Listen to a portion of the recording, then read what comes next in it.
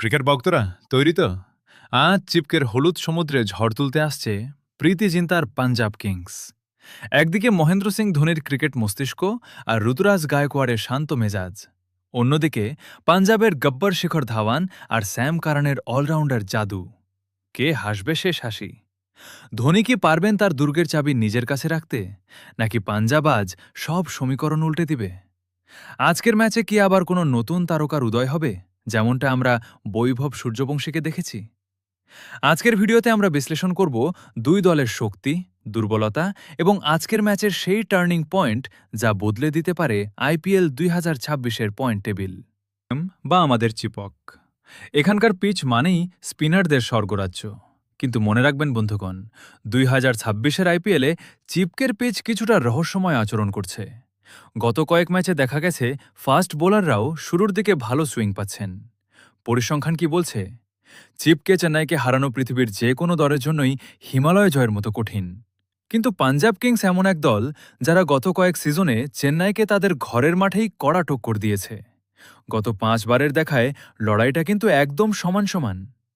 একদিকে রবীন্দ্র জাদেজার ঘূর্ণি, আর অন্যদিকে পাঞ্জাবের কাগিস ও রাবাদার গতির ঝড়। আজকের ম্যাচে টস জেতাটা হবে অর্ধেক ম্যাচ জেতার সমান। চেন্নাই সুপার কিংস, হলুদ ঝড়ের শক্তি, সিএসকে প্লেয়ারদের প্র্যাকটিস সেশন এবং ছক্কা মারার ক্লিপ। এবার আসা যাক চেন্নাইয়ের শক্তিতে।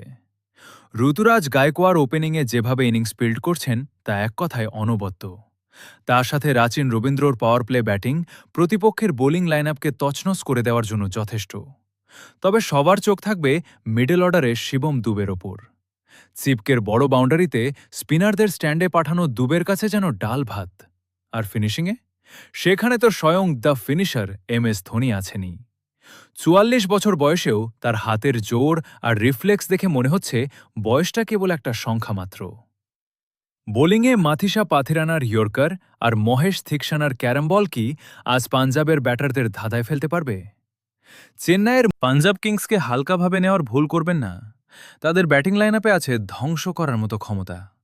শিখর ধাওয়ানের অভিজ্ঞতা আর জনি বেয়ারস্টোর আগ্রাসন যে কোনো বোলিং অ্যাটাককে ব্যাকফুটে ঠেলে দিতে পারে। বিশেষ করে নজর রাখুন স্যাম কারানের ওপর। আইপিএলের অন্যতম দামি এই অলরাউন্ডার যখন ফর্মে থাকেন, তখন বল এবং ব্যাট দুই বিভাগেই ম্যাচ একাই ঘুরিয়ে দেন। সাথে আছে জিতেশ শর্মার ফিনিশিং টাচ, যিনি টি-20 ফরম্যাটে অত্যন্ত কার্যকর। পাঞ্জাবের বোলিং বিভাগ বেশ বৈচিত্র্যময়। আর্শদীপ সিংয়ের ডেথ ওভার স্পেল আজ চেন্নাইয়ের ব্যাটারদের জন্য বড় চ্যালেঞ্জ হতে যাচ্ছে। আর্শদীপের সুইং আর রাবাদার বাউন্স কি রুখে দিতে পারবে ধোনি বাহিনীকে?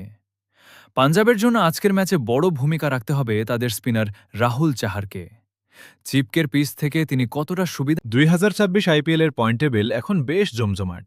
রাজস্থান রয়্যালস আর আরসিবি যেখানে শীর্ষে থাকার লড়াই চালাচ্ছে, সেখানে চেন্নাই এবং পাঞ্জাব উভয়ের জন্যই এই জয়টা খুব জরুরি।